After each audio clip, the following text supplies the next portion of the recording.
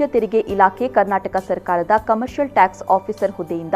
ಇದೀಗ assistant commissioner ಹುದ್ದೆಗೆ ಪದೋನ್ನತಿ ಹೊಂದಿರುವ ರೇವತಿ ಸುವರ್ಣ ಹಾಗೂ ಹೆಜಮಾಡಿ ಗ್ರಾಮ ಪಂಚಾಯಿತಿಯ ಸದಸ್ಯರಾಗಿ ಆಯ್ಕೆಯಾಗಿರುವ ನಳಿನಿ ಶೇಖರ್ ಕೋಟ್ಯಾನ್ ಹಾಗೂ ಸುಜಾತಾ ಚಂದ್ರಶೇಖರ್ ಅವರನ್ನು ಸನ್ಮಾನಿಸಲಾಯಿತು.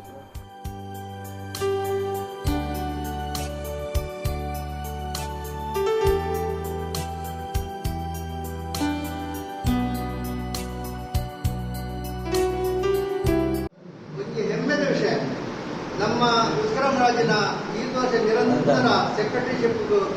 ಮಂತ್ರಿ ಧರ್ಮಪತ್ನಿ ರೇಖಾಜ ತನ್ನ ಆರೋಗ್ಯದ ಆಡಳಿತಲ್ಲ ಅವೇನು ಬಿಟ್ಟು ಬಂದಿದ್ದು ಈ ಪೋಸ್ಟ್ ಬರೋಡ ನಂಗೆ ಒಪ್ಪನಾಡದಾಗಲಿ ಪೂರ ಕೂಟ ಸಭೆಗೂ ಏತು ಮಾನ ಮರ್ಯಾದೆ ಸಿಕ್ಕಡ ಒಂದು ಐಡಿಯಾ ನಿಲ್ಲಿದೆ ಒಂದು ನಮ್ಮ ಭಾಗ್ಯ ಬರೋದು ಅಲ್ಲೇ ನಮ್ಮ ಈ